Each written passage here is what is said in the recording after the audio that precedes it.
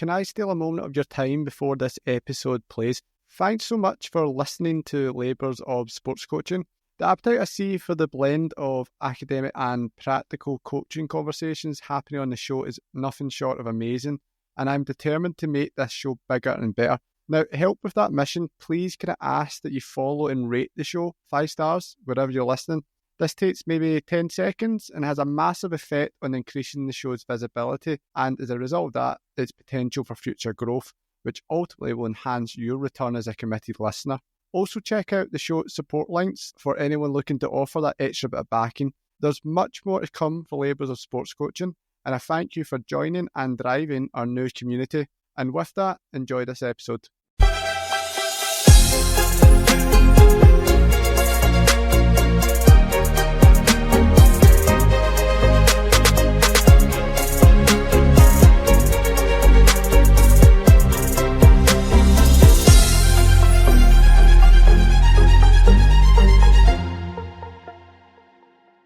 Hi everyone, welcome to this episode of Labours of Sports Coaching with myself, Mark Carroll. I'm delighted in this episode to be joined by Andrew Abraham, who is Head of Subject in Sports Coaching and Physical Education at Leeds Beckett University.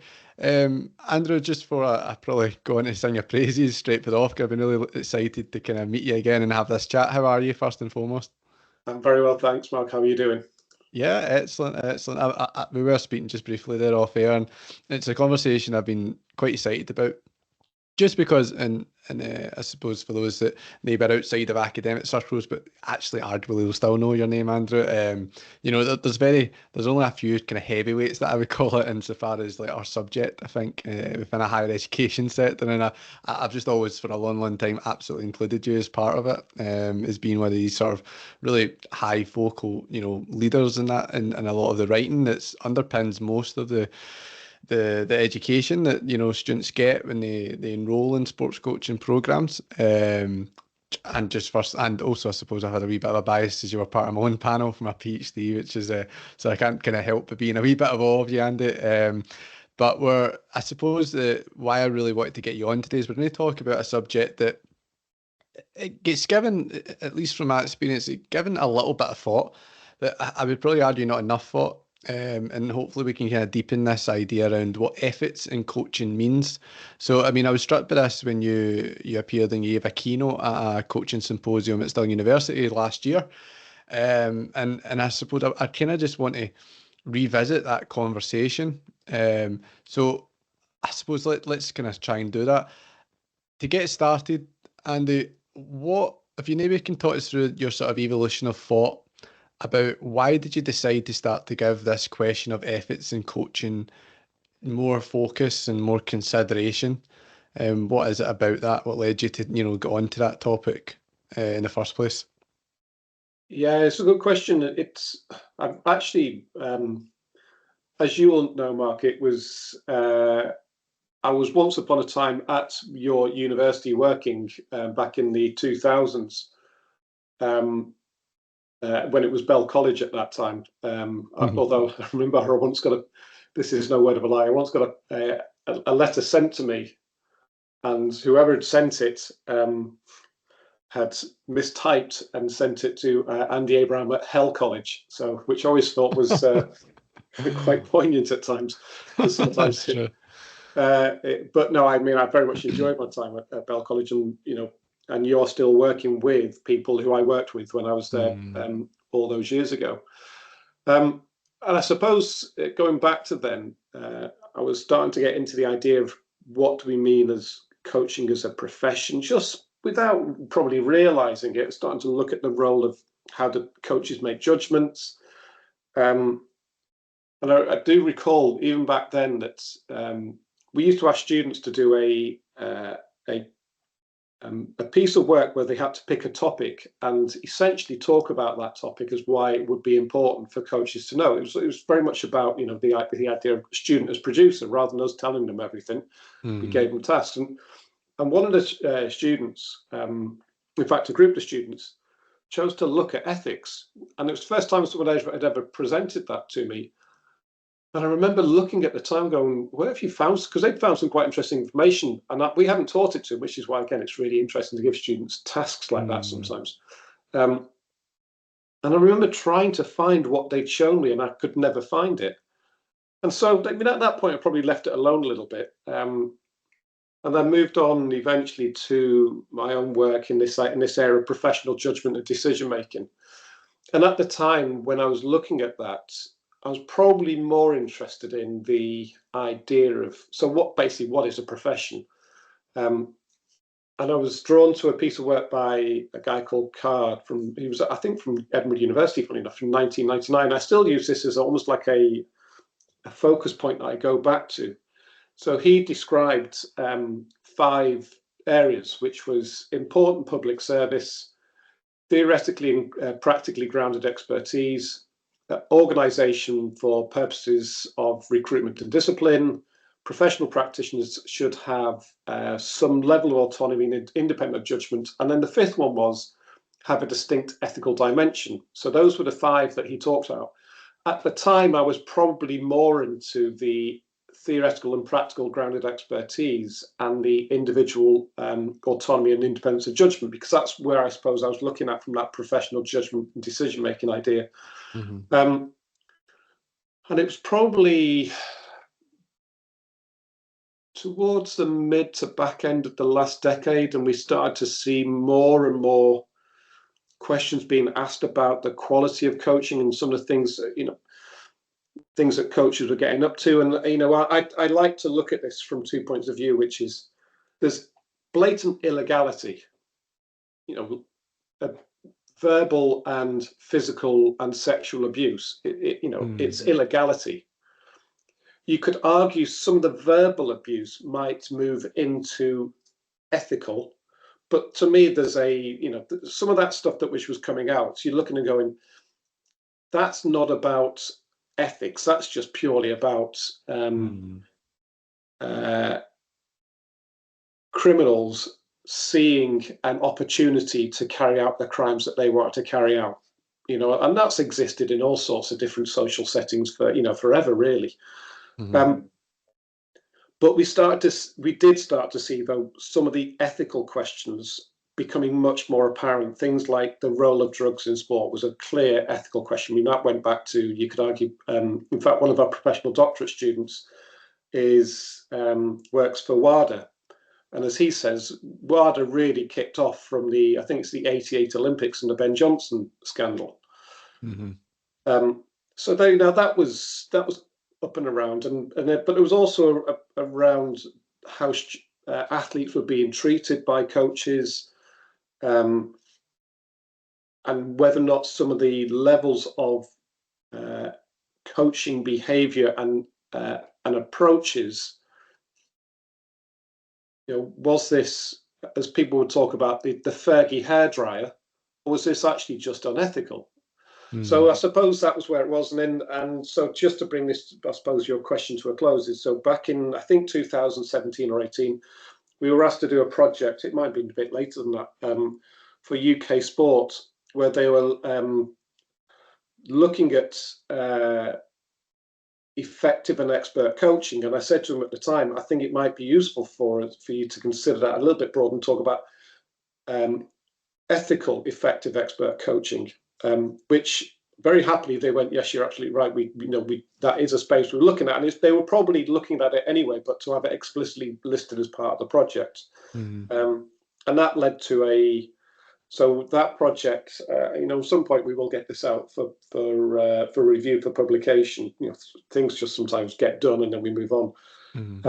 So we were asked to look at what they classed as being 4 sports where they used the athlete health check data that they get to try and pinpoint 4 sports where they thought that there seemed to be good practice going on based on the feedback they were getting from athletes. So we went to those 4 sports and just looked at, well, what is it that you're doing which makes this seem to be a good sport to be involved in from an athlete's perspective? And so we finished that project and then offered back some ideas about what that might be, what that might mean in terms of looking at ethics. But then since then, like you say, I was asked to come and do that keynote, which I was quite surprised to receive that, because like you say, it's not a big area of me. I mean, we've spoken a lot about professional practice, and ethics is, if you followed Carr's idea, ethics is a fundamental part of professional practice. Mm. But I was asked to do that by Stirling Uni happily, and it was a big honour for me to be asked to be done that. And I suppose that caused me to delve into it that much more again. So that's where I'm at. But equally, my colleague, Professor Jay North, is also continuing to work with UK sport, looking at some of these issues of ethics as well. So that's the background of where it comes from, I suppose. Yeah, and I suppose it's straight away, it's interesting that the way you kind of chronicleize it in that way. I'll sort of see this repositioning of efforts as being quite central to the conversation. You could almost see that as a sort of linear milestone, perhaps, in the professionalization of coaching. Now we've reached the stage because and you were there right back in the day. In terms of we were coaching insofar as it's been a legitimate vocation. It probably was dominated more by the pedagogy or by just general how do we actually get buildings and how do we get coaches in the right places and things like that, where this question of ethics, well, it was almost seen as the next stage perhaps, or at least, or it sounds probably from what you were saying, it was a central aspect but of different industries, health, places that are, spaces rather that are far more evolved perhaps than coaching is. And I think it resonates as well. And it's probably, and I think you've mentioned the word actually explicit a couple of times there too. And I always wonder if like efforts is almost, it's been investigated to some degree without ever using the word efforts, and it seems like it's because efforts as a word is pigeonholed towards, like you'd mentioned, the legality aspects of coaching. And is that maybe what's maybe causing it to be overlooked? Because if everything's purely about ensuring there's no criminal behaviour, it actually prevents against a proactive mindset towards actually understanding, are we setting up a space where our participants feel empowered but informed, and are we, checking in, and really helpful behaviours that again have been touched on but just with different terminology. And it's almost like it's strange how we've got into a place right now where if it's gets used but never named, and then it doesn't get maybe the attention it deserves. Yeah, I mean, absolutely. And I think the lack of explicitness in the professional development of coaches has been really problematic. I've now got to forget what the guy's name, or it'll come back to me. But I read out, or I shared a quote from the study we did from UK coaching. In fact, I won't share the name because then that would reveal the sport, so I won't share the name. And I've got it written here in front of me. And the back end of this, this participant was saying there's a real issue because people are being told to be ethical, but they don't really know what it means or how it works. And as he says, you're almost made to feel guilty before you've been proved guilty. It's a vision that coaches have, sort of treading on eggshells. So these scandals were being the ethical scandals were, and I suppose if you look at the White Report had both illegality and ethical issues in it.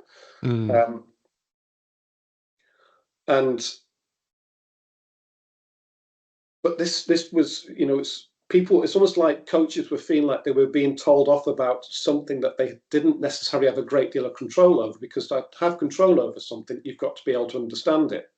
But if it's never been a formal and deliberate and long-standing and insisted part of formal coach development, then it's almost like I'm going to tell you off for doing something that I've never trained you to do in the first place. Now, we could sit here and go, ultimately, being ethical is, you could generally just go along with, as I said when I did the lecture last year, what's your North Star? And for me, I tried to get to a number of things. And at the time I said, well, for me, it's don't be a dick. And when you're being a dick, apologize. Because everyone at some point is a bit of a dick. You can't avoid it. Yeah.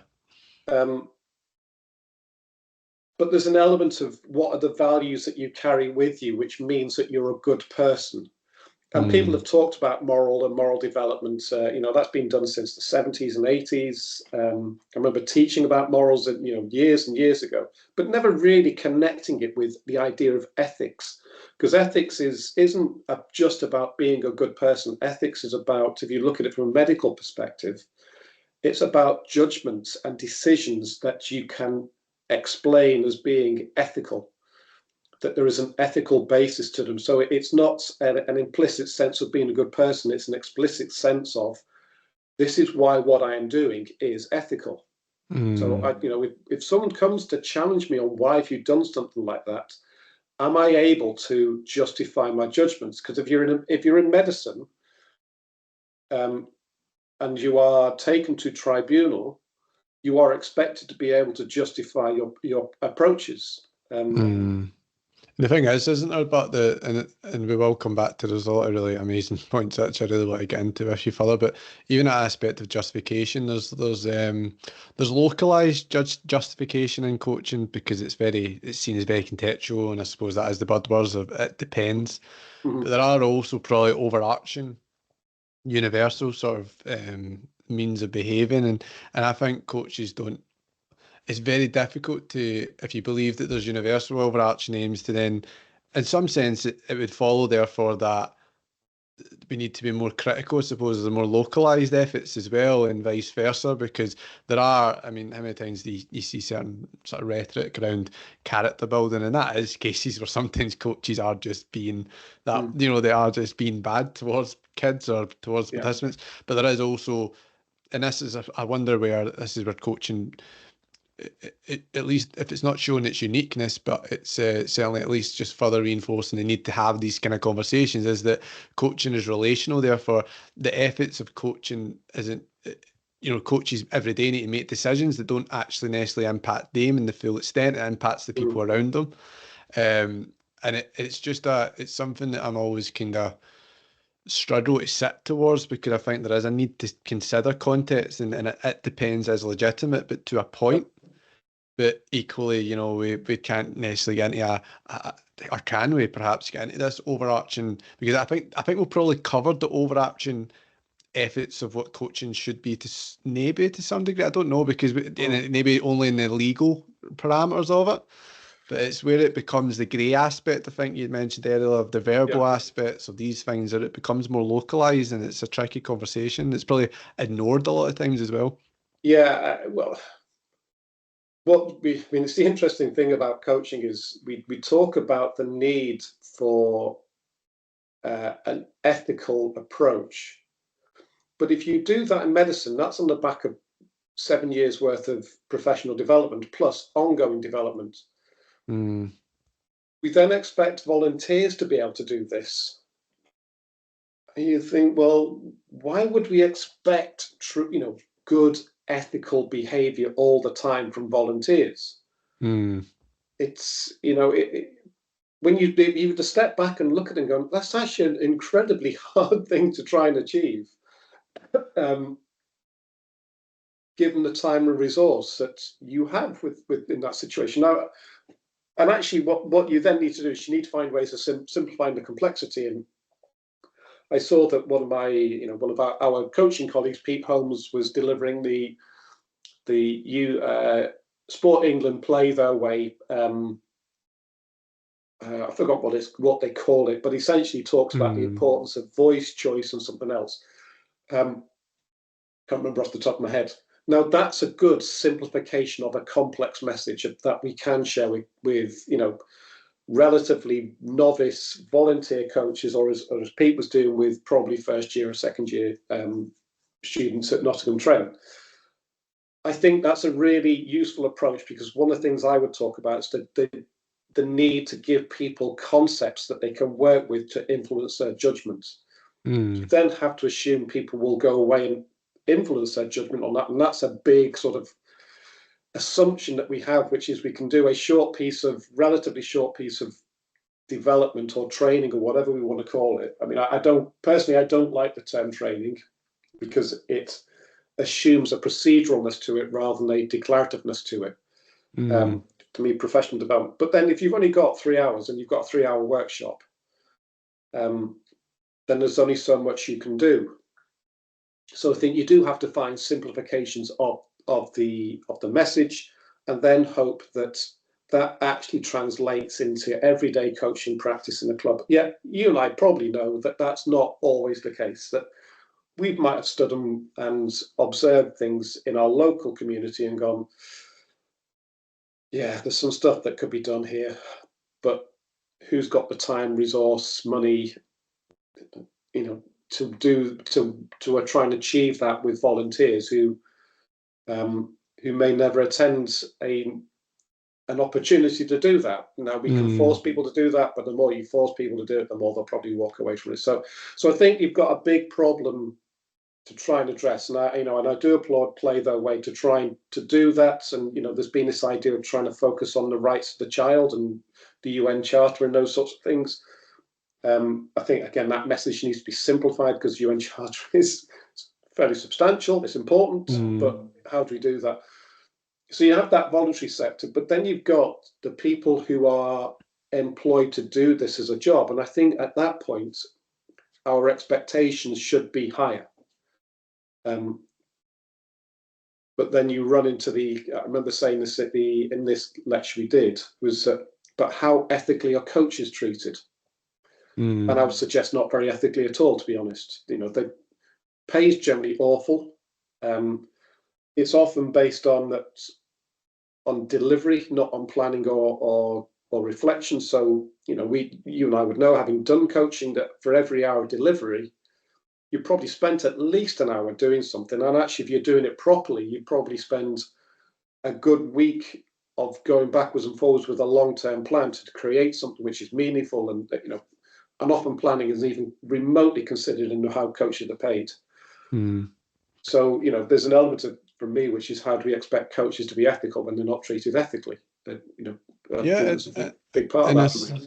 Yeah, and I'm wondering as well, come back to what you'd mentioned there around the need to sort of, in some sense, just be working within the constraints of not just having time with volunteer coaches, new coaches, but try to also make something that's tangible and then intelligible as well. So there is like these sort of frameworks that we can pick up and use that could be simplified.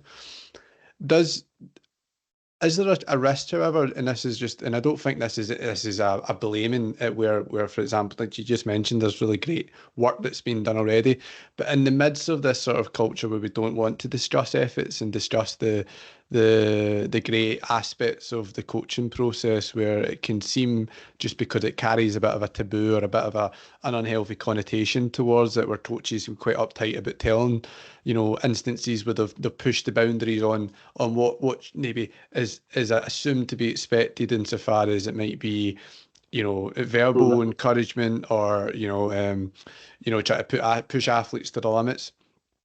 I wonder, is that then maybe creating a bit of a feeding ground for sort of, not pop psychology, but sort of like overly simplified like rules? Because I think now coaches anchor their practice to various sort of like what would you even call them, like speech bubbles, like where it's like, let them play, or don't be cruel, or these different things.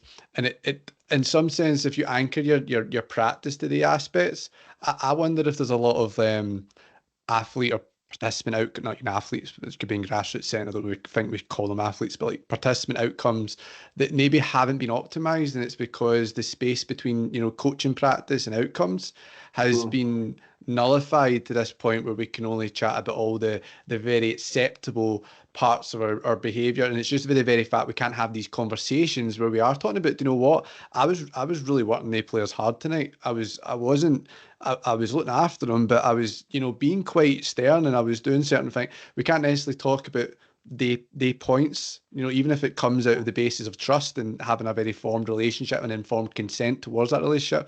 It doesn't. I wonder if there's more coaches that could be doing better.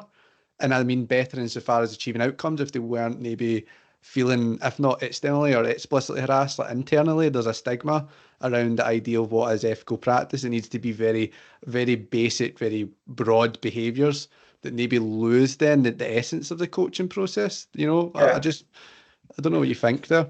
Well, And I think, well, what I think is this comes back to, so we've recently done a piece of work for Singapore Sport, where most of the coaches in Singapore are employed. It's quite a different setup to what we have in this country, where most of the coaches are voluntary. Mm. Within the UK, we've got this idea of levels 1 to 4, or levels 1 to 5, or 1 to 3. And I've said this on numerous occasions. To me, that's bonkers. Because, and my analogy is, if we wanted someone to do a degree in medicine, we wouldn't say to them the entry qualification to do a first aid award. We would just say, go and do a degree in medicine. But we ask all coaches to go through the same hoops. So, if I'm working in, again, I've got very good friends who work for the RFU, so I'll say this on the basis, if you've got someone who legitimately wants to be an employed or a rugby coach, why would you start them at level 1? Why would you not just say, well, that's fine, we're going to ask you to engage in a level 3 qualification, but it's going to take you 2 years to do it. And actually, when you go through those 2 years, we will still cover what you were doing at level 1, but we're not doing it on the basis that we want you to get to the end of level 1, and we'll suddenly do some form of assessment, and that's you done. It's actually we're planning a 2-year program rather than a few weeks program, if that makes sense. So for me, it's about, what's the phrase? Segmenting your workforce. Who are the people who want to do this and actually be paid for it, and who are the people who want to work voluntarily? Because we know the volunteers, then actually, probably the best we can do is give them some relatively simple concepts against which they could perhaps challenge their practice, which is, have you asked the kids what they'd like to do? And there might be a reason why you wouldn't do that. Just as much as a teacher would be going, well, actually, no, I haven't, because that's not where we are in the curriculum. In the curriculum, we're doing this, but a teacher is a professional, as much as actually they're not a formal profession. So you you sort of remove a bit of the it depends element. But to me, as soon as you move into a space where people want to do it as a formal paid career, and I do remember John someone or other from British Cycling saying to me, Andy, you can't talk about career because there isn't one. There's just jobs.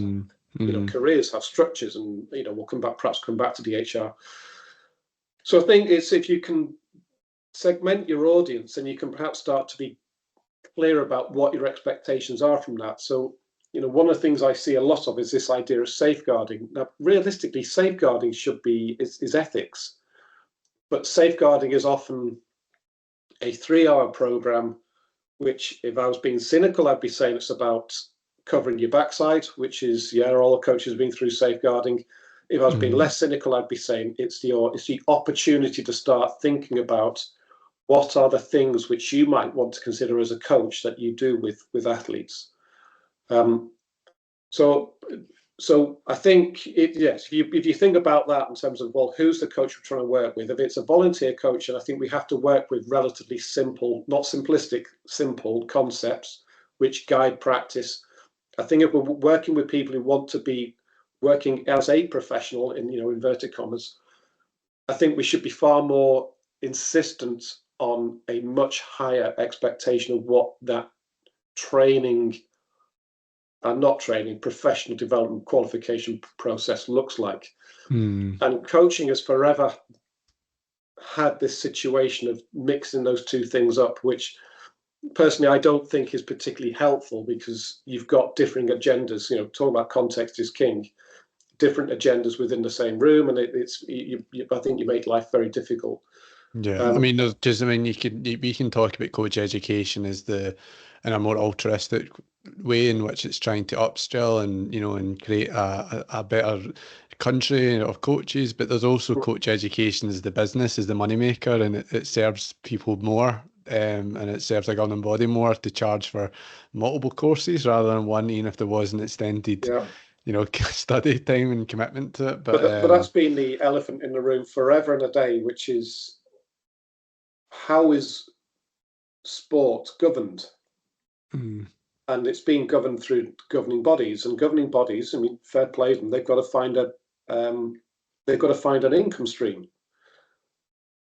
And if level 1s and 2s is part of that income stream, although I think if you were to speak to people who manage coach education, they would say to you they don't really make very much of any money out of it.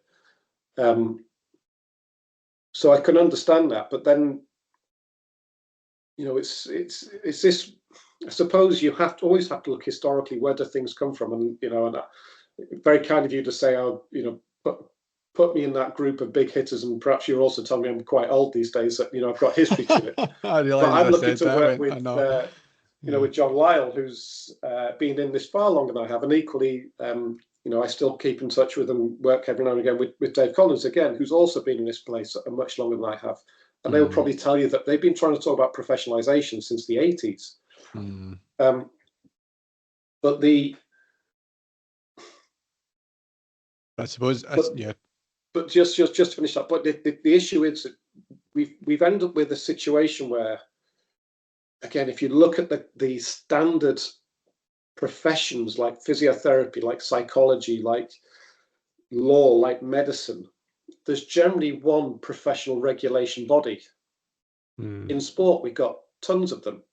FA, RFU, RFL, cricket, you know, canoeing, or UK paddling, I think those are called now, netball, hockey. You know, there's literally a load of regulatory bodies all operating in the same space. Now, if you'd to take a step back and go, are there some potential savings in, well, what if we brought that together a little bit? Then, yeah, almost certainly there are. But then you're potentially also asking turkeys to vote for Christmas. I'm not calling them turkeys. I'm saying that, you know, you're very careful there. But you're asking organizations to release power, which is, you know, it's a big question. That it's actually an ethical question, that. And I suppose that's what the, you know, SIMSPA are trying to do, is trying to fill that space of looking for commonalities for those, God, I hate the word, efficiencies. So yeah, I think there's a regulatory issue in there about what to do, but you know, so everything, you know, you can go with the Bronfman brand ideas. We can look at the ethical practice of a coach in situ, but then you'd go back a few layers and you suddenly see all the things which impact on our capability to do that. Yeah, and I suppose it probably prevents as well from sort of transferable practice. If I imagine I'm speaking to a rugby coach, I could speak to a rugby coach all day, even being a football guy, about pedagogy, but the ethics is different because the sport's different, or at least we see therefore the sport being different, meaning the ethics is apparently different. It kind of comes back to the idea of should there be overarching rules to govern our behaviour. I want to kind of, maybe we do for the moment, because it can feel very messy as an area. I wonder if we can compartmentalise this just for a moment and consider the ethical conundrum insofar as how we can understand that the athlete experience from the coach impact on others, and then let's maybe come back, because I think that then leads to that understanding the ethical conundrum as the environment impacting the coach and the role impacting the coach, because I feel like it's difficult sometimes to fully appreciate this until you start to see it from the both sides, because there's such a they come together and they clash and collide. So let's chat about this then. So what are the sort of, in your mind, what are the ethical conundrums that coaches make, considering they make decisions that impact an athlete or a participant? So what would you say are typical aspects outside of, you know, maybe some of the things we've spoke already, or maybe deepen that thought a little bit? Yeah, fair play to you, because yes, it is complex, and can we put this into something a bit more accessible? So you said before about it depends. We can't just say it depends and go do what the hell you please. And this is why we call it professional judgment and decision making. So I come back to, as you were saying, well, what are the standards against which we're going to make decisions? So when I did this as a keynote, I drew on the ethical considerations that from Beauchamp and Childress, who, if you like, are the right. I think it's the pair of them have written the medical ethics manual. So they talk about autonomy, truth-telling. In fact, truth-telling might be Varkey, but autonomy, truth-telling, informed consent, non-maleficence, beneficence, justice, respect the rights of the individual. So autonomy, that people are allowed to exercise their right to self-determination. truth-telling, full disclosure, and by the way, yes, I'm reading these off the slide. So it's not like I have these encyclopedic knowledge memorized. there. Truth-telling, full disclosure, crucial for establishment of trust. Informed consent, so full disclosure, which goes back to truth-telling. The person who's getting that disclosure is able to comprehend it, that they're allowed to act voluntarily, and they consent to the proposed action. Non-maleficence is the classic one, do no harm. But equally, sometimes there is some harm, as I would always say with this, is that if you are working in the extremes of something, generally speaking, there is a risk of harm. You can't get away from it. So, as I would say, if you're a surgeon, you're going to put a knife into someone, or a scalpel, probably that's not a knife, but a scalpel. You're going to harm them. If you work in rugby, someone's going to get tackled and get hurt. It's just inevitable that will happen. So there is a potential for harm in that. So I think it's about people being able to weigh up the benefits against the burdens, which comes back to informed consent. Beneficence, to act for the benefit of the person. In medicine, people talk about that you should see that as an altruistic profession, that it's you're trying to do the best for people, but also that when you go into that role, you should see sharing your practice as being part of the payback, which is, someone's invested in me, it's now my turn to invest in someone else. Then you can get into justice, fairness, equity, equality, and then you could just, going back to some of the work that's come into play their ways, that you can then simply look at, and it's not simple, human rights. So, but the question is when you look at those, and that's 7 of them, and then you start to look at sport, you start to see the as you're saying, some of the conundrums. So autonomy. So we talk about that coaches should have athlete-centered coaching. Well, the coach decides that. I'm going to give you athlete-centered coaching, but I don't want athlete-centered coaching. Well, I've been told you have to have athlete-centered coaching because that's important. Actually, no, I just prefer you to tell me what to do. Because actually my autonomy is, I've come to you to get something, which, if you look at the exercise industry, plenty of people don't like doing exercise, but they go to the exercise industry knowing they need to do it, and they'd like someone else to tell them to do it. So, it's this weird situation where actually the autonomy of someone is to sometimes pass your autonomy on to someone else to say, tell me what I need to do. Because then there's that conversation as well, isn't it, Andrew, around, like, let's say in some way, I had a conversation recently with Kevin Nichol around this topic as well, and like, can you really ever be autonomous supportive? Maybe you asked me that question years ago as well, actually, and I've pondered it ever since. I'm starting to come to the decision that I don't think you can, but let's say there's that argument of athlete needs versus athlete wants. So in some weird space where they do apparently get this say in what is happening with them and what they're going to do. Let's say I'm working with young kids.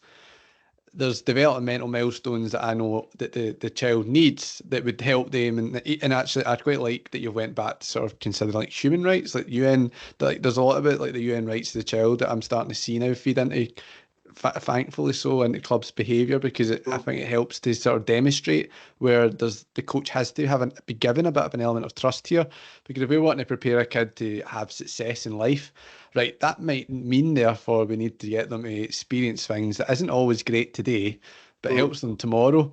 And if that means, and I don't know, it's a very blunt example, caring about, not winning, or caring about not getting picked. These are all going to go against sometimes what the innate wants of a child would be. So what is a coach meant to do in that space? Because that's me trying to give them consent to this, but what they're consenting to might not actually be, it might be at odds with what they need. And then it's like, but yeah, that's a difficult argument. A coach sometimes needs to explain that as opposed to being trusted. Yeah, and I think that, it's like being a teacher. There is a responsibility on that person to facilitate the growth and maturation and development of the person sat in front of them to do something that they might not want to do. And the classic Billy Connolly thing that I always show is, why should I learn algebra? I've got no intention of going there. It's a brilliant joke, which exposes the difficulty of someone who works in that space, which is, I don't want to do this. Well, I've been told you've got to do this. Mm-hmm. And actually, if I really work on this, I might even show you why actually you do want to learn algebra. But until you get past that milestone, as you're saying, it's hard for you to know that. So, it depends. But that's just all we've done is talk about autonomy, which to me is, if I'm working with volunteer coaches, then speak to the kids you're working with and ask them what they'd like to do sometimes, but also recognise it's okay for you to have an opinion on that. If I'm doing that in an Olympic setting, so one of the things my colleague Bob Muir talks about a lot in the work that he does with Olympic coaches and also Olympic coach developers is the role of contracting.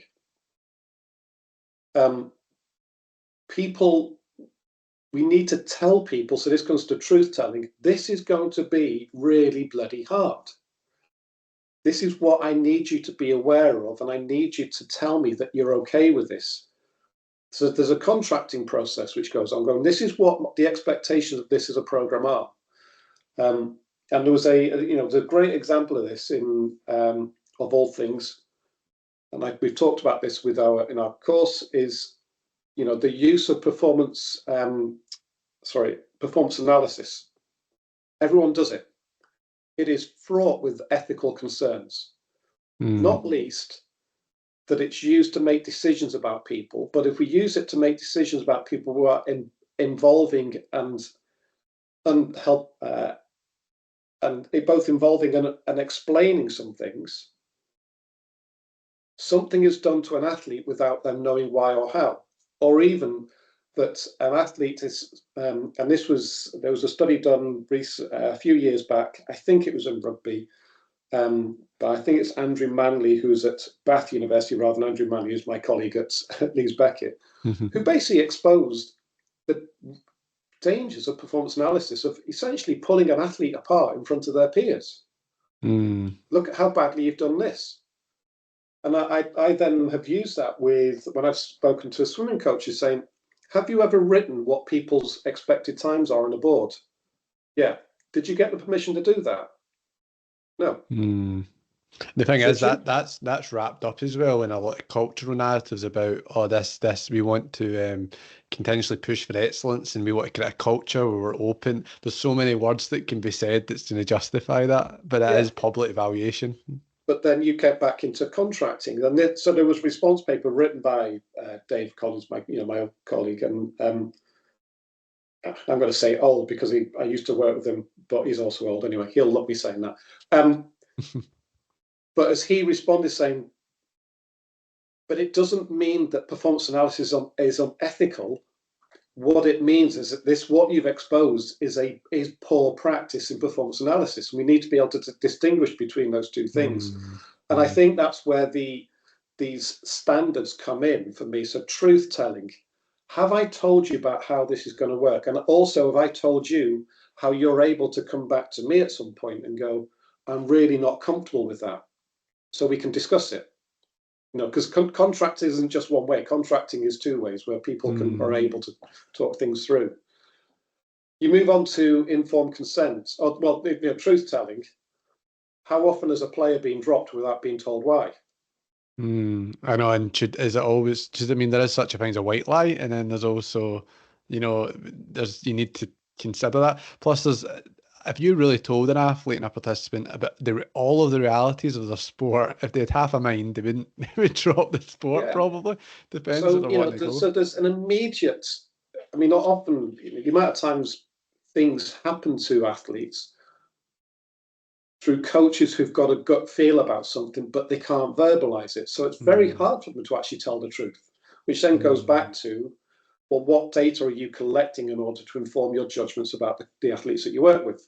By the way, I say that, and it's really hard. I sit and go, yeah, and there's no coach education really in a lot of ways how you disseminate that information either. Like they don't have time for it. We need to get session content in. So and we as people who work in education, how often have we given a grade at 65 and gone, well, why is it not a 70?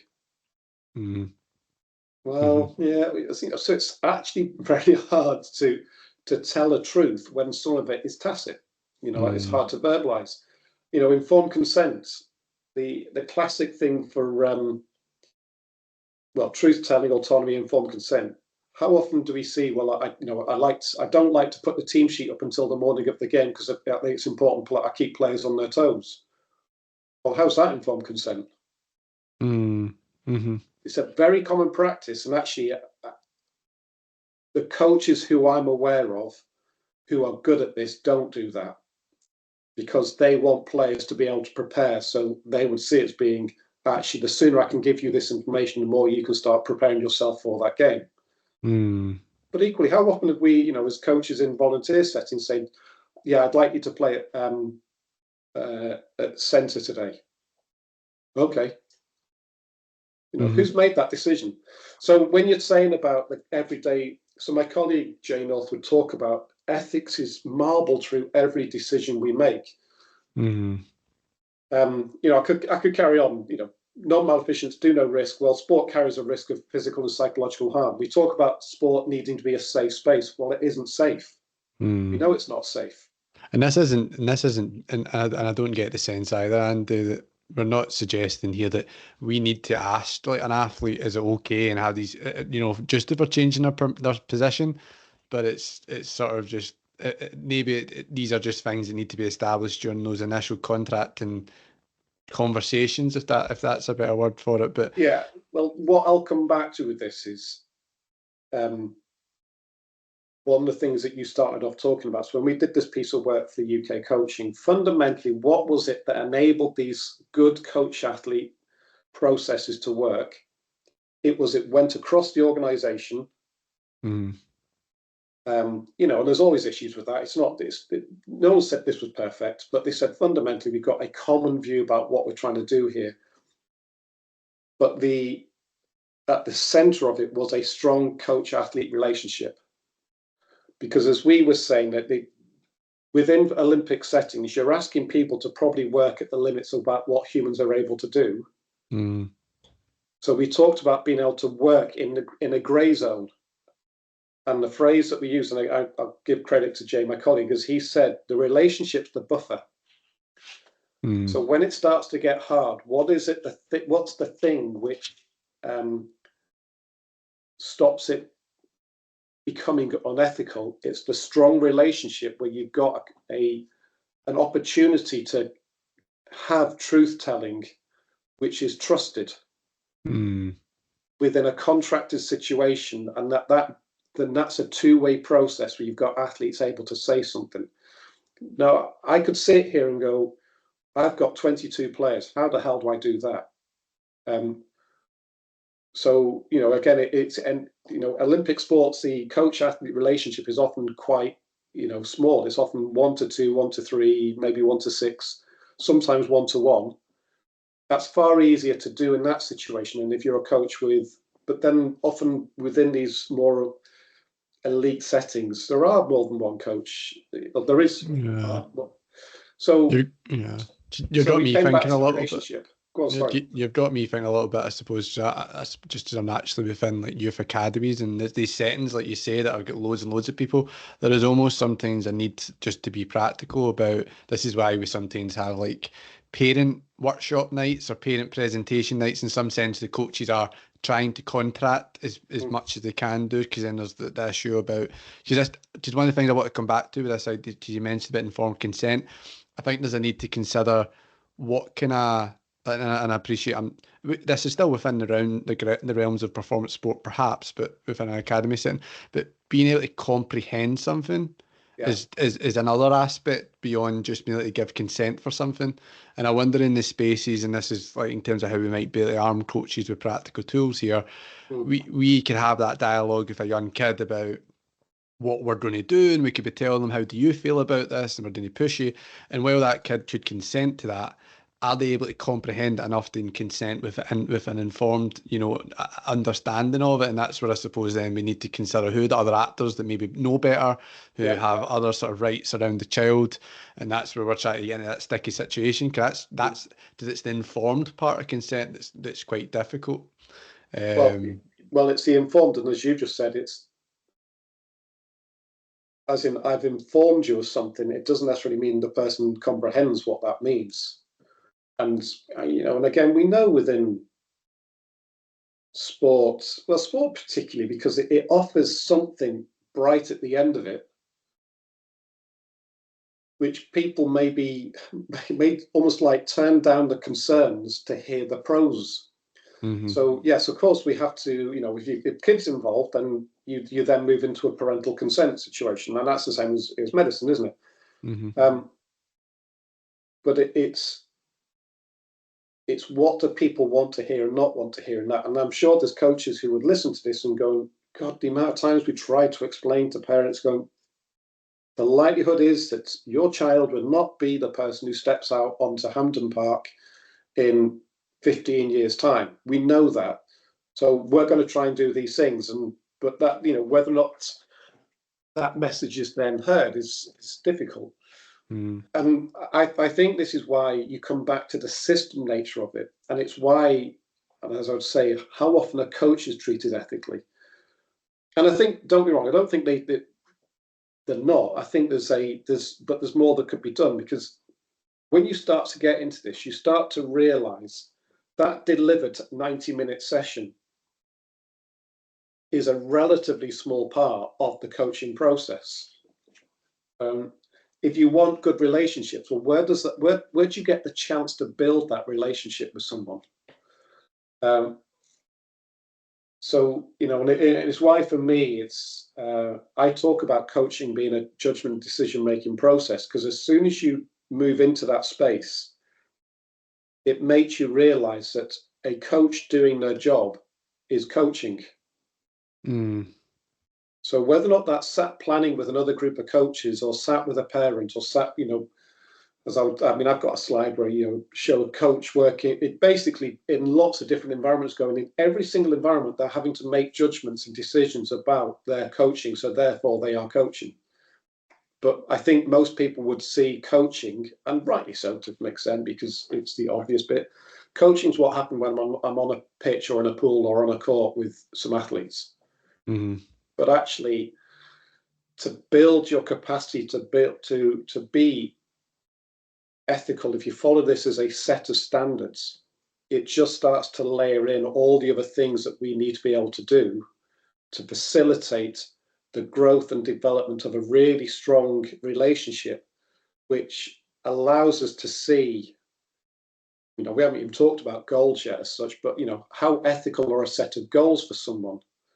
So I talk to, when we're doing this with our master's students, I offer them again a relatively simple concept from Richard Bailey and Dave Collins, Martin Toms, and I'm going to say Gemma Pierce, was it, who's on that as well? Gemma? No, my apologies to Gemma for forgetting her surname. There's probably something inherently sexist about that. I've remembered the three men's names and not the woman's name. But they talked about what they class as a three worlds continuum. Why is someone stood in front of you? And you'll have read this paper, I'm sure, where they talk about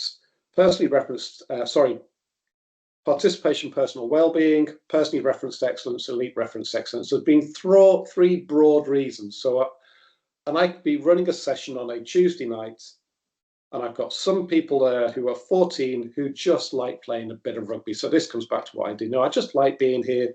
I play a bit of rugby every now and again. I have a bit of a mess about with my mates. We have a bit of a laugh and joke. And then there's another group of players who go, I'm coming here because I actually want to be a better rugby player. I want to be better at something. And then you might have another smaller group of players often, which is, I'm here because I genuinely want to be the best. And I genuinely want to move into that space. Well, how do I do something ethically relevant to all three of those groups? It's hard. Because I need to design a session. Then you come back to contracting. Well, we're now in a space where we are working on the basis realistically that I'm running this because I'd like you all to play, but I'd like you to behave in a way which is respectful and allows people to learn. If that's not what you want to do, that's fine, but please don't disrupt someone else's opportunity to learn. It's probably the best you can do in that sort of community-based setting. If, however, you're then moving into something we might badge under talent development, then you could argue, well, the contracting situation now is different. which is these are the expectations we're going to have about you as someone in this system. And actually, if you fall outside those expectations, we might ask you to leave, or them. But again, I've seen that done, and I've not seen someone asked to leave because they fall outside the expectations. But there's still, that doesn't make it any simpler, because at some point probably you are going to release people from that, and it won't be because of their attitude towards learning. Although I sometimes wonder whether or not attitude to learning is measured as being as important as people think it is. I quite often hear people talk about developmental approach is really important, but reality says, relative age effect tells us something different. So we end up looking at people who are physically more able, let's put it that way. So I know you asked a relatively simple question 10 minutes ago, which is, what are the conundrums? Well, they're everywhere, unfortunately, but equally, if you see them, you can start to address them. But I think as you start to see them, it starts to suggest that there are some processes we might need to put in place to facilitate our capacity to be ethical, because we can't just be ethical off the cuff all the time. You can do some of the time. You can just be a good person. You can choose not to be a dick. But it's probably more complex than that if you really want to get into this. Yeah, I think what you said there about goal setting is fascinating, because I think that actually helps you understand the problem a bit more easily. So in considering how people can occupy, as you say, the different worlds, and sometimes as well, just a person's wider sports journey has to be considered ahead of sometimes just the initial space they're in, because otherwise people just think recreational sport, I don't care about winning, all I want to do is hang out. Whereas you forget that some people who find themselves in recreational sport might have actually started in a pathway where they were quite performance orientated, where they have, and they still carry that other world over, because you can you can stay in more than one sort of goal, if you will. You can have more, and that can carry across. So then you're left as a coach within that session, and I think it was quite a nice example you gave there of, if I'm trying to accommodate that recreational, even masters level athlete who wants to win in the same setting as someone who's there for more well-being related purposes and wants to have a social encounter and is fun, and how do you allow for both, while also trying to bracket one so it doesn't encroach on the other. Similarly, if we're talking about, and this would come back at another point, is it ethical to stop an elite level athlete doing something that could bring them harm, but they comprehend that and they have an informed, just don't they have autonomy as well about what they should be allowed to do? And if you then got in the way of it, could you be destroying very inner personal, goals that someone else has got to try to win a gold medal? And then there's what I think is really interesting about this is, if I think most people would know that it'd be most people in coaching would know that that's not an easy answer. Most people in coaching would know, I think, that is a complexity to it, but that there's a real justification to it. But what I think, and I don't know if this is maybe a segue onto talking about just that we're not trying to get at coaches here. This is about how difficult it is to be a coach. Is I think more and more nowadays, and even particularly, and I would probably admit, in platforms like this, we are daring coaches to do daring things, to push back against the machine of efforts and some of these aspects, as we say, that maybe would create an environment that actually isn't optimal and doesn't actually help or represent others' goals in the way that we would see them. But they take all the risk with zero further protection if things don't go right. So like if a coach decides, at youth level kids need to learn how to lose, and they coached kids purposely about, here the result is important and it's to see the outcome. The coach doing that hasn't got added leverage around some sort of ethical protection, because the system isn't set up in that way. The system's still set up in a very one-dimensional way of seeing efforts, which is legality and criminality. It's not set up in this space where a coach can tangibly defend himself while they're still being told they're accurate. These spaces, and I think are trying to do good, but while we don't have the infrastructure, are only lending themselves to more problems, and we're probably, maybe I'm part of that. We're daring them to be better, but that's a huge risk. That is a massive risk. We're daring coaches to be daring, but they haven't actually got the support or the backing. Well, yeah, and I think, and this is one of the things that my colleague Jay would talk about, is that probably one of the things which holds people back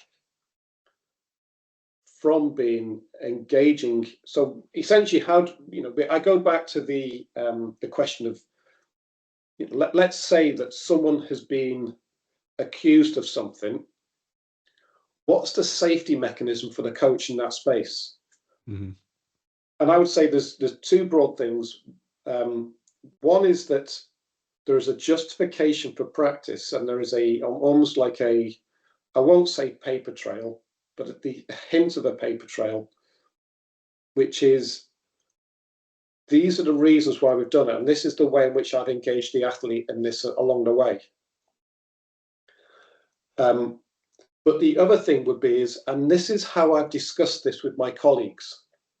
So this is a judgment which hasn't sat in isolation of everyone else. I have been out and I've sought other opinions with this. And one of the things that we know that coaches aren't very good at doing is talking to each other about difficult decisions that they've got to make. Because doing that, as you're saying, is a risk, because you start to risk that you look incompetent. As in, surely I should know the answer to this question. Well, if you look at the idea of professionalism, and we, talking about, where implicitly, where we talked about this before. We wrote a paper. I say we, myself and Dave and Rosie Collins wrote a paper a few years back called Vampires and Wolves, and we looked at the. So the idea is the vampire coaches work on their own and they suck the life out of things which they don't like. Wolves work in packs, and the idea is they work in packs and they're voracious in their appetite to know more. And as we said, actually, when we created two groups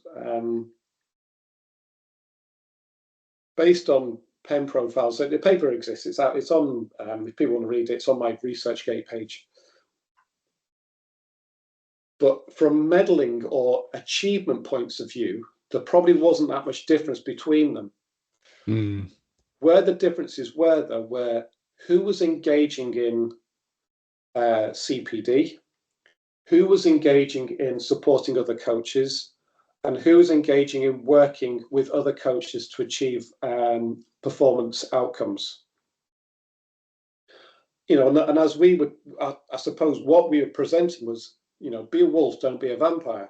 Now, there was a relatively oblique ethical angle in that, which is if you work in groups and you're prepared to share your thinking, you're also therefore prepared to have your thinking challenged. So in that ethical dilemma, it gets spoken about, and probably somewhere along the line will say, well, have you spoken to the athlete about this? What do they think? What are their thoughts with it? None of this is a guarantee that at some point, as a coach, something may be brought up as an accusation.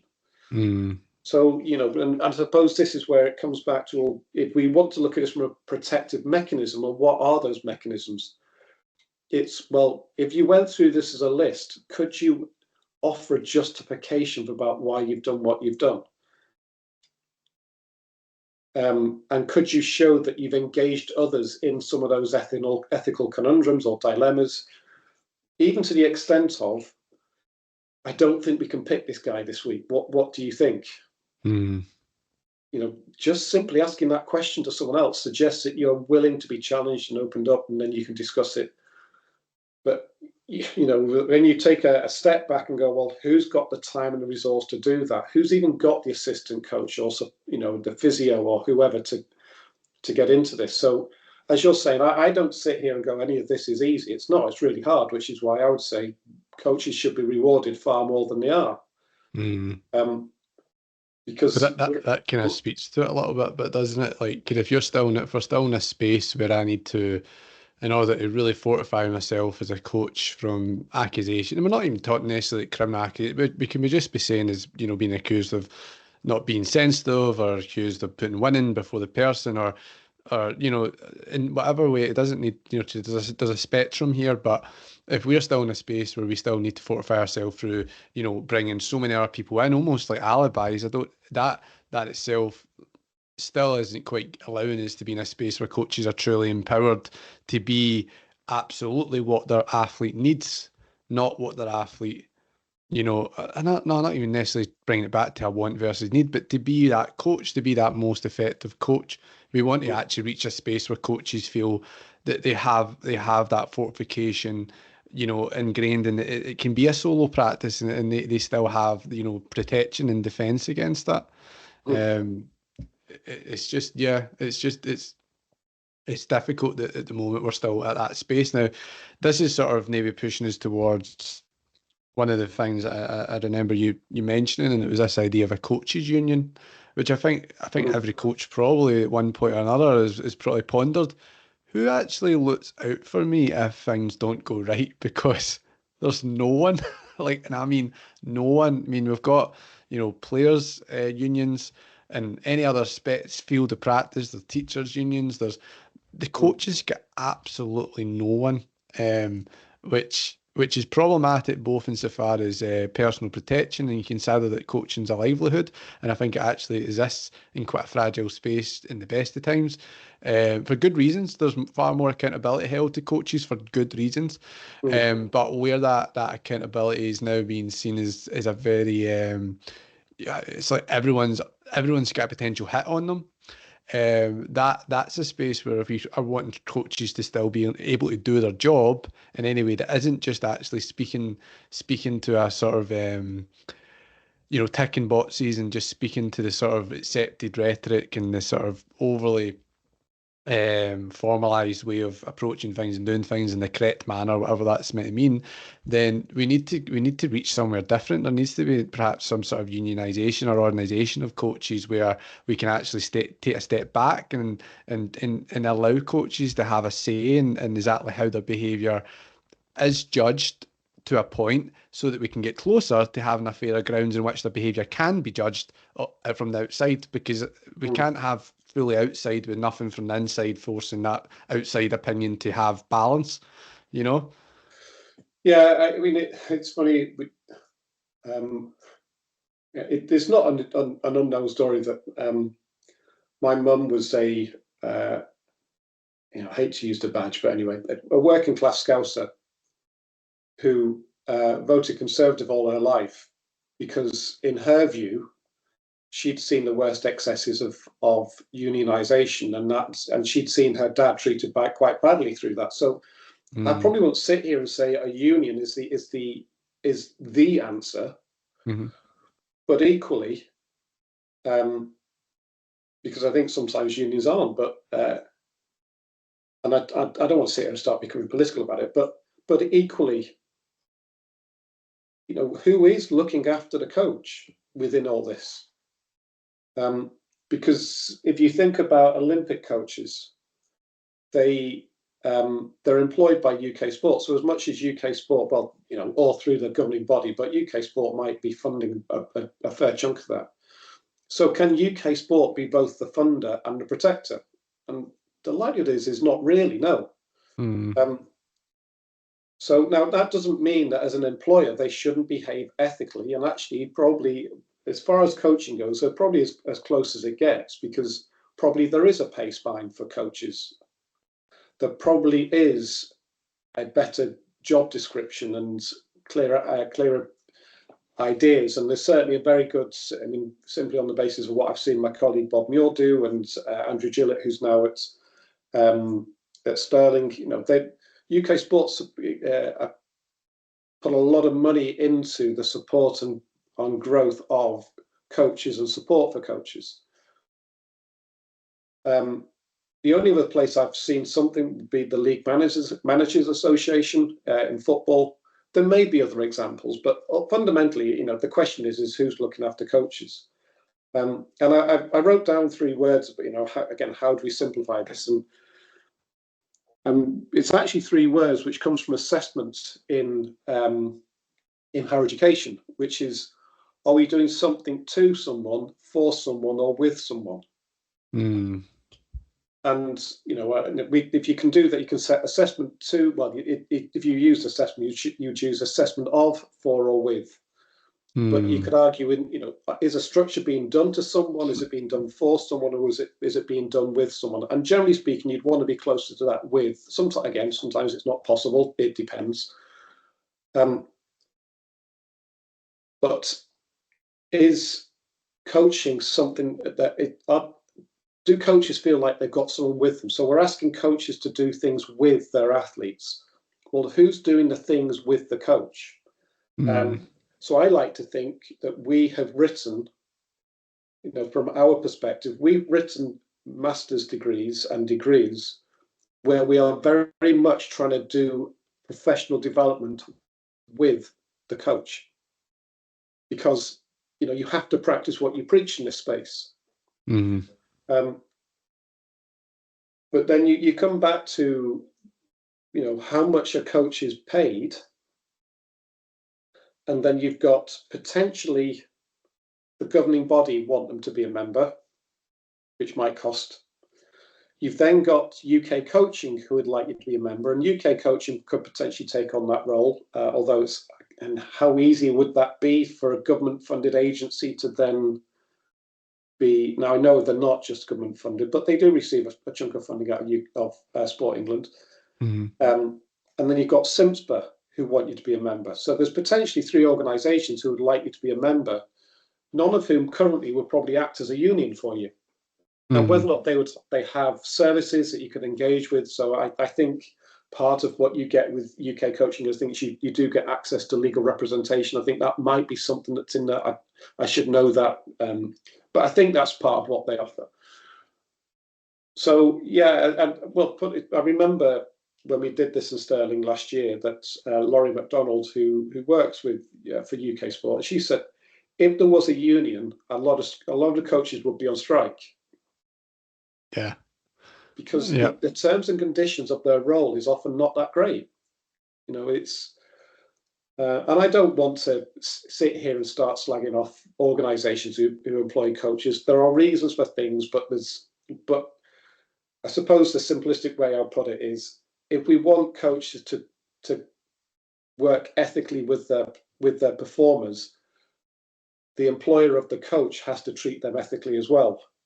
Ethics has to go all the way through the system. Yeah, and I suppose that's where it comes back to, which is, and I totally take the point around there's pros and cons. Like, then it's, the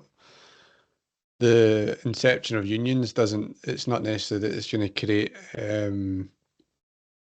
it's not going to necessarily make things easier for everyone all the time, because it doesn't often always lend itself to that. But I suppose it's a question of, we're not trying to when I say this, it's not about displacing power, but sharing power, because that's where I think the average coach is not empowered insofar as like their capacity to ask for better rights. And I think and it's strange because coaching is a kind of sector that actually takes on quite a lot of people, and does very well insofar as their ability to enter the sector, but not actually sustaining people or allowing for growth and progression within the sector once they're there.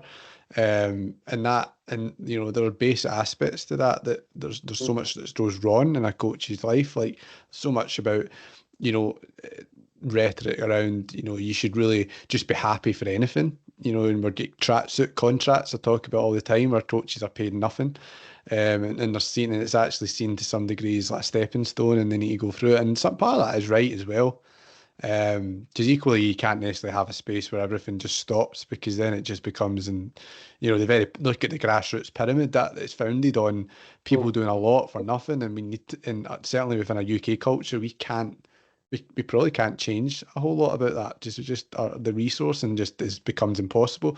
But it's just, again, it for some people it's about enhancing rights and prospering. For other people, this question of unionisation, I think it would become more about just protection of livelihood and protection of the more the aspects that really aren't up for negotiation. But it's just an interesting argument. I don't think it's. I mean, we're not going to make any difference right now, but it's just it's a question on that, because I think again, and we're constantly, I think across this conversation, we're continuously countering each other and actually countering ourselves, because for as long as you talk about ethics, it seems more and more towards the legality, and then you're needing to bring it back to seeing it as more of a proactive thing that actually is just about pushing and allowing coaches to understand the space in which they can then push the boundaries. So it becomes just a gateway to more healthier communities of practice. It's just the fact the word itself is flexible, and maybe as coaches we need to start to associate that word with more things than just criminality, because absolutely, that's the bad point. Because as soon as you're hitting criminality, we've probably gone way beyond ethics, to be honest. Or someone's just a pretty nasty piece of work who's used sport to engage in the criminality they would have engaged with somewhere else if that didn't exist. Yeah. I think it does come back to, how do I make sense of this as a problem space? And I think, this is why I quite like the medical ethics idea, but equally we need to be recognizing that that's a medical thing, which is, it is actually hard to do truth telling all the time in sport. So if I work in medicine, the likelihood is I will come across someone when things are already quite bad, where we need to engage in that. So there isn't a long-term program of engagement with someone. So I need to be ethical, but I've probably got relatively defined space within which I need to be ethical. Coaching, we're asking coaches to be ethical all the time. That's really hard, because it is literally, as my colleague Jay would say, it's marbled in every decision you make, and that's incredibly hard to do. So what are the things that we need to bear in mind with this? And I'll come back to segmenting the market, which is, if someone's going to employ me to be a coach, I think we should be demanding a decent level of education within that. How that education happens, I'm not going to sit here and say that sits solely within higher education. This isn't. I think universities can do a very good job at this. I also think, I look back at where I started within this, and probably we didn't do a very good job with ethics when I first started doing it. I think we did a good job in other spaces.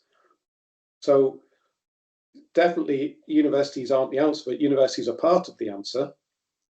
But I think we should be expecting a higher level of professional preparation.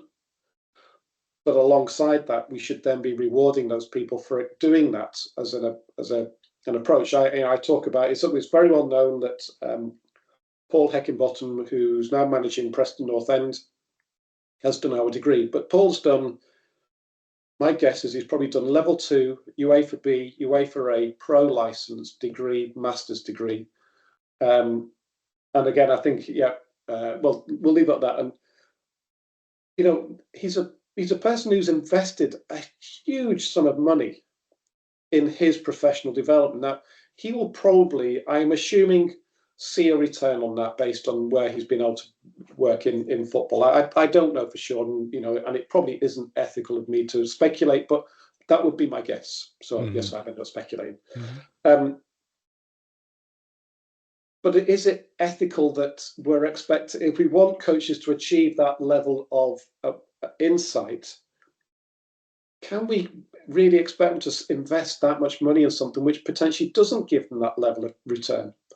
And we've talked about for a long time now is, how can we as a university work more proactively with sports? And we're doing that as much as we can. Well, no, we're doing that far more than they ever did do. So you could go onto our website and you could see that you could enter our master's degree without a degree, but with a strong history of coaching and high-level governing body awards. So we wouldn't sit here and say, you must have a degree to come and do our master's degree. That's us trying to, work with what the sector gives us to be more ethical, be more working with coaches rather than to coaches. So I think it's a really powerful framework, but I think that just the idea of to, for, or with.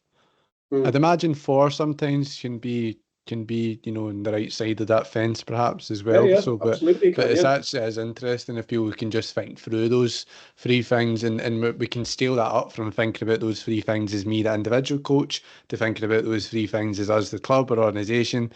You know, to think about those things at a higher scale if it's at governing body level, and again how we kind of feed that back down, how it trickles down the ladder.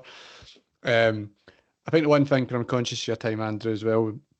One thing I was quite curious to know about then, because this kind of goes all the way back to the start of the conversation. We spoke about the kind of evolution of coaching and the professionalisation aspect. And correct me if I'm wrong here, because this is where what I want to kind of know basically, and I'll say this up front firstly, and then I'll try and explain, give the rationale for it to help better position the question. Do we localise efforts, or do we, in order to reach the next stage in our professionalisation within, and I don't mean within football, within rugby, I mean coaching as a practice, do we try and localise efforts, or do we try to get to a space where we have certain overarching laws that coaches of all sports trying to abide by, that still nonetheless deepen the conversation beyond the legality? Because I would wonder, is that sometimes at contrast to actually the evolution of coaching literature, for example, where it went from a quite a kind of formulaic space to probably something where the complexity is now valued and celebrated. But what we have done, I think, and certainly what at least I feel, and I don't disagree with it, but for the very fact that we have understood coaching more and more to be a complicated thing, where it depends has become more and more a justifiable answer to more questions. Are we at a point now that if we want to reach that next stage, do we need to maybe take a step back from it depends in order to get closer towards an overarching principles and values where, you know, in order to restart a new conversation of efforts that isn't now about legality and continues to still be like a partner to this pedagogical, to this, like, try to get the most for our athletes kind of conversation that doesn't go against complexity, but doesn't, because that's where I continue to worry that I don't want these conversations to further embolden that it depends, because I think it's got issue with it. It does depend, but sometimes it doesn't depend. And I just, where would we go next? Thinking larger scale here, thinking about, you know, from your experience and the evolution of things, localized to overarching, if we're wanting to create, you know, approach this new language of efforts in the right steps, and don't run before we can walk. So I don't think you can go away from it depends, because a core part of a profession is independence of judgment. So I would use, for example, Entwistle's idea around committed relativism. Now, committed relativism is is the end of a very long journey of becoming self-aware and confident in your own practice. So the reality is, the vast majority of coaching, I'm struggling to think of where it isn't, is it depends. What would you do in this situation? Well, it depends. But that's, and you know, and Dave wrote a paper on this saying, but that doesn't give us free will. Sorry, that doesn't give us free will. Let's hope it does give us free will. That doesn't give us free rein to do what the hell we please. So I would come back to the idea of professional and using Carr's ideas, which then says theoretical and practical expertise is crucial. Independence of judgment is crucial. Ethics is crucial. So for me, we have to invest in the professional bit, because because coaching is always going to be, it depends, because we can't control what people do. And in fact, for me, you know, if you go back to autonomy, what is the fundamental basis of autonomy? It's understanding. So if we don't invest in understanding, in expertise, you can't give people autonomy anyway. So I think, you know, I look at the standards that Simspa are creating. I personally think they're creating too many standards, and that has the danger of diluting the space, but I understand why they are. But, you know, we went through the behavioral competentization of every single thing a coach has to do, and then realized it's impossible to do that. But if we're not careful by creating too many standards, we'll just go back to that, which is, oh, and then here's this other list, and then here's this other list, and here's this other list. So you end up coaches feeling controlled again rather than autonomous, and we end up with checklists rather than an investment in their professional competence. That doesn't then mean that we don't invest in their skill development. So, where does this need to go? It needs to, I would just come back to it, which is segment your market. Those who want to be professional coaches, this is what the expectations are for you to achieve that. I think you can badge that alongside the qualification framework. I think that then requires universities become far less sniffy about who can achieve what. Because when you look at it's why we talk about very good coaches who don't have a degree are doing postgraduate work. They're working at the forefront of what they're doing. Our job, I think, is often to offer them more insight to the mechanisms that they're probably using, which then allows them to reflect more, which probably allows them to become more ethical.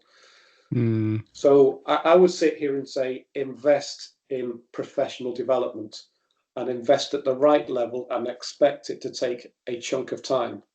It's, 3 years degree. I mean, I would say if someone's asking me, what would you say? I'd say if someone comes at 18, 3 years of a degree, hopefully alongside that, they engage with some level of governing body, to make sure they want to be a coach, go and do the job for a couple of years, then see a professional development opportunity in doing masters or the higher level qualification. Or NGBs start to say, actually, we don't need to do level 1, level 2. We're going to invite you to do the level 3, but it's going to take you 3 years to do it. No, I think that makes a lot of sense now to me, because, and I suppose to come back to your response to that initial question there, it's almost seems like we're trying to, we see there's still a need to fulfill the expectations of a coach, and it's a situational vocation. So, but it now becomes not about getting rid of it, depends, but rather just replace the sort of reactive connotations of it depends, or the feel-based connotations, and replace that with more upskilling and more commitment towards knowledge and understanding and expertise, and while also, and embedding as part of that ethical but proactive ethical conversations, such as, are we doing it to them, with them, and for them? And I suppose that does create, it's still, I think, right now serving to protect coaches, and I think it's serving to plaster over larger issues, I think, so far as the rights of coaches and things like that. But if we're in that space right now, I would absolutely agree with that. I think I take your point as well, and in some ways I always think as researchers we need to be ethical, because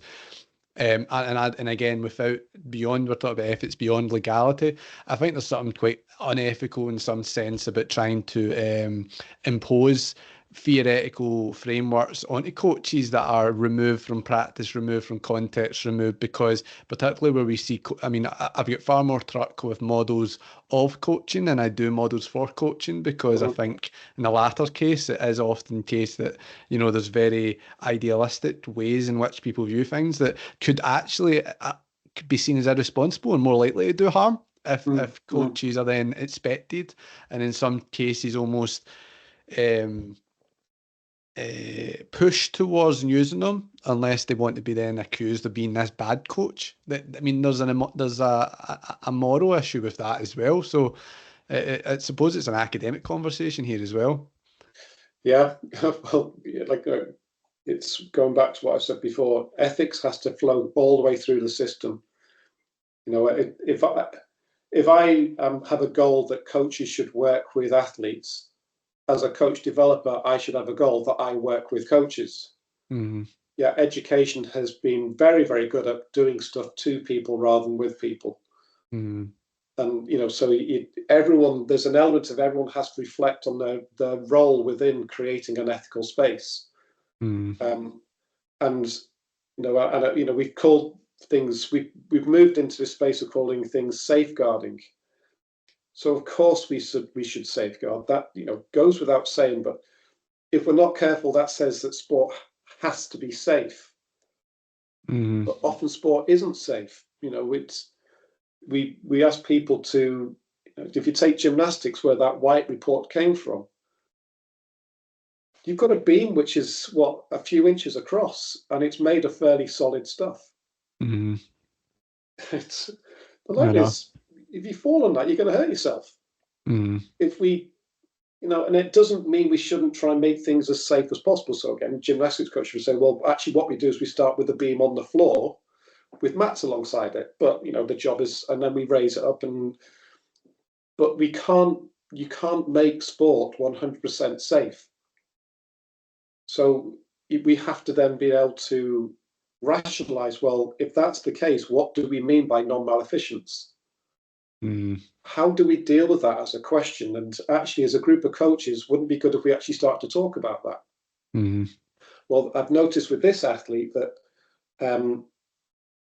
they're starting to struggle when we put them in tougher competition. Yeah, well, if we can't deal with tougher competition, we're going to struggle to move them along the talent pathway. Well, now we've got a quandary, haven't we? Which is, it's going to be difficult to keep them in because they're going to struggle. But if we then remove them from this, they're going to struggle. It's that phrase, isn't it? Caught between the devil and deep blue sea now. So we've now got a real, that is probably the coaches perhaps listening is going, I've absolutely come across that as a ethical quandary. What do we do in that space? Well, you go through this as a list and go, well, we'll need to bring them in. So do we just let them go and then go, well, that's it, thanks very much? Or do you put a plan of action in place, which you go, well, we got the resource to do that, because we're going to have to release more players than we keep. So have we got resources to do follow-ups with people and so on? But until you have the conversation, you can't answer the question rather than just going, oh, we'll just do that. Okay, yeah. Why are you doing that? Well, just because we're doing that. Because if I do that, I get rid of the problem. Yeah. So yeah, I think a key part of this is, can we give people the tools to think these things through, but equally, do we give them the space within which they can do this so that it is as safe as possible? Because the decision won't be 100% safe. It can't be in that sort of circumstance. There's some level of fraughtness within there. So we're going to have to come to a judgment and decision which is best on our, if you like, this is the best thing we think we can do in this scenario. Yeah, and you formulate that so succinctly, and then it's such a difficult thing, I think, and it's been I've loved just even trying to have these conversations, because it is quite a challenging way of thinking, because you're having to jump between things constantly. No, thanks so much, Andrew. I'm going to try my best now to maybe summarise a little bit of what we spoke about, and if there's anything that I know, and if there's anything that I've maybe not managed to do or just totally butchers, you can tell me. But I suppose we started off by talking about the evolution of ethics, but within the professionalisation of coaching. We then sort of moved on to seeing how we can reframe ethics as not being about the legality, or not being just about the legality of action, but actually about the effectiveness of it and some of the sort of traps and but also the ways in which we can legitimize different decisions that we make, throughout that process that we're part of.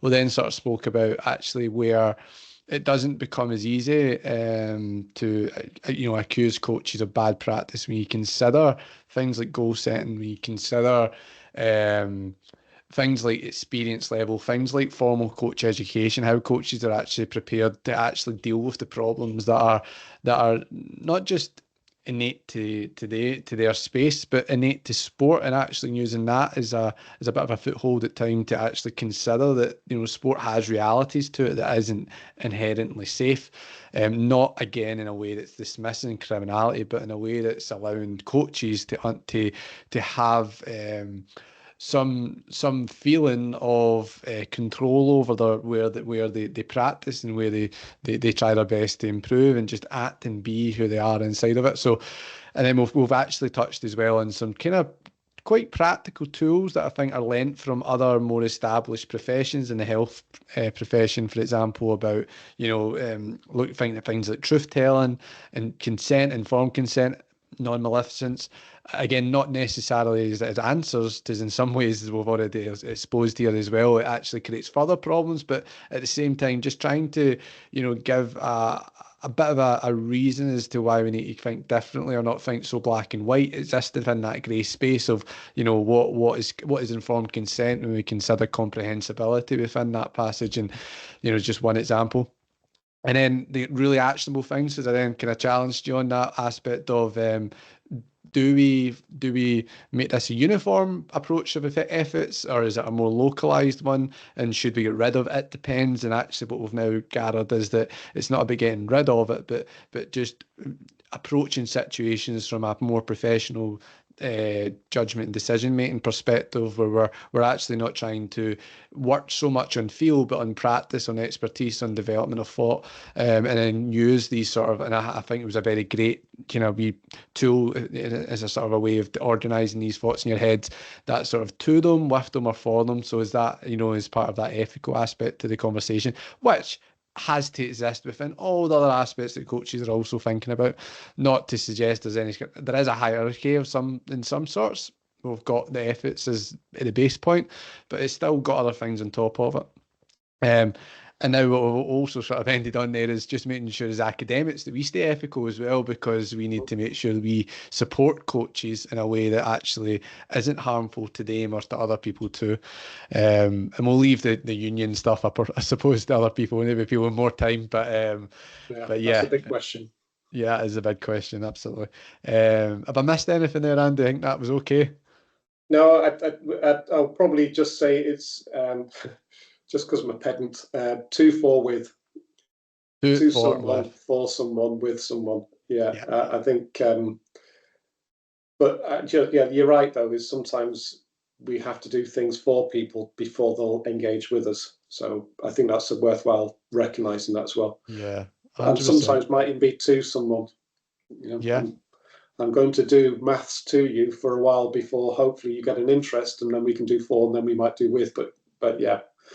Or you might just end up with Billy Connolly saying, why should I learn algebra? I've got no intention of going there. But then, I'll need to remember that. That's a good bit of patter.